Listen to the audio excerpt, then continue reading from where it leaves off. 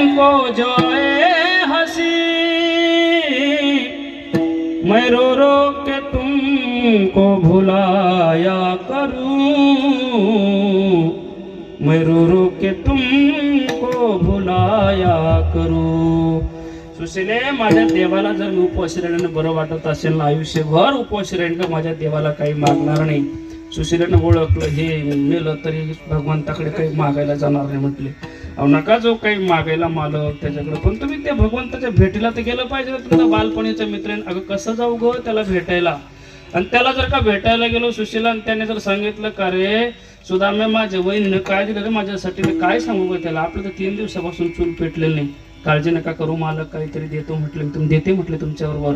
ऐका, सुशीलेनं काय केलं महाराज, 4-5 घरी गेली आणि 4-5 घरचे पोहे मागून आणले. बरं बाबाजी, एका घरचे पोहे आणले असतं जमलं असतं का नाही, तर 4-5 घरचे पोहे का मागून आणले माहिती आहे?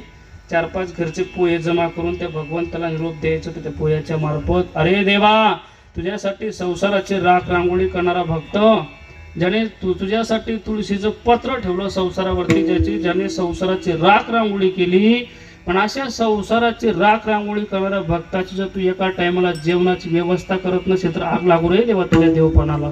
हा संदेश द्यायचा होता. 4-5 घरचे पोहे मागून आणले, गाठीचं फडकं घेतलं महाराज, आणि त्या फडक्यामध्ये ते पोहे बांधले.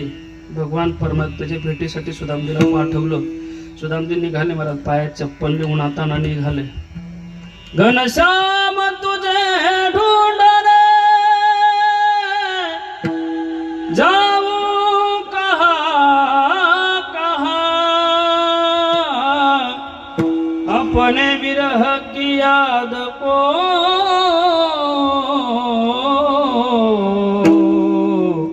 पिलाऊं कहाँ कहाँ. निघाले महाराज, पायात चप्पल घेऊन हाताना निघाले. महाराज अस्वस्थ झाले हो, चालू